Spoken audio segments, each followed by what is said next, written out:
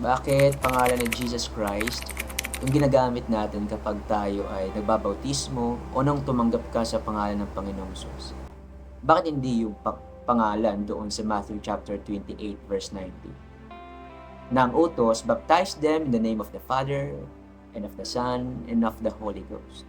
Yung tatlo ba na yun ay mga pangalan talaga?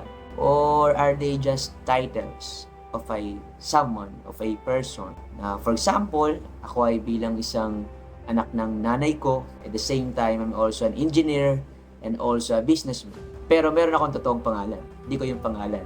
And that is a general name na yung businessman, engineer, at anak. Ganon din nung utos sa Matthew 28 verse 19. In Luke chapter 24, the disciples understood ano yung tinutukoy ng Panginoong Hesus, ano yung mga pangalan na yun. Dahil sila naman yung nakasama ng Panginoong Hesus simula ng ministry ni Jesus Christ.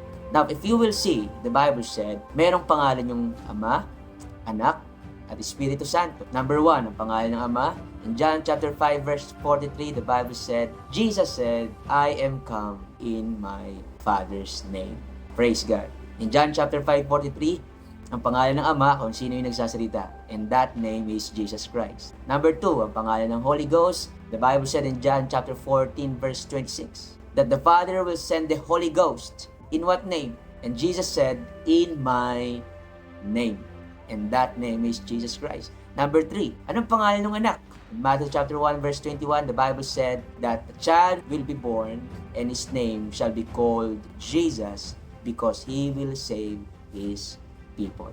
And now we know, ang pangalan na tatlo na binabanggit sa Matthew chapter 28 verse 19 ay walang iba kundi pangalan ng Jesus Christ. Hindi ba maganda mga kapatid na nung pinanganak tayo sa unang pagkakataon, binigay na apelyido sa atin ay yung galing sa mga sarili nating tatay, sila rin yung pangalan sa atin. And how much more kapag pinanganak ka sa ikalawang pagkakataon, in the Bible said in John chapter 3 verse 5, it is not just makapasok ka sa kaharian ng Diyos, kundi ang pangalan ng Panginoong Hesus ay yung dadalhin na dito pa lang sa lupa ay paggamit mo na dito pa lang sa lupa, all the privileges, benefits, and inheritance ay ating pong matamasa at mapakinabangan dito pa lang sa lupa. How much more kapag pasok natin ng heaven? There's no other name under heaven given among men whereby we must be saved.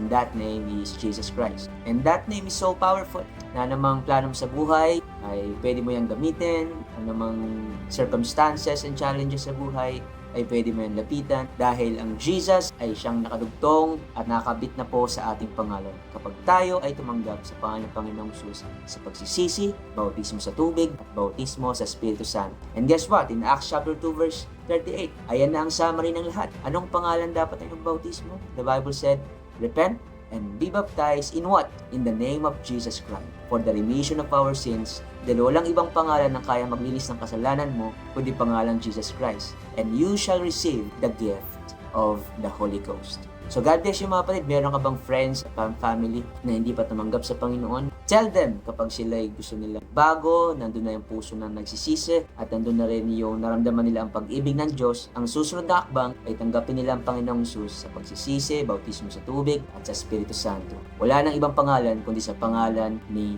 Jesus Christ of Nazareth. So God bless you mga kapatid at see you sa mga susunod natin ng mga videos.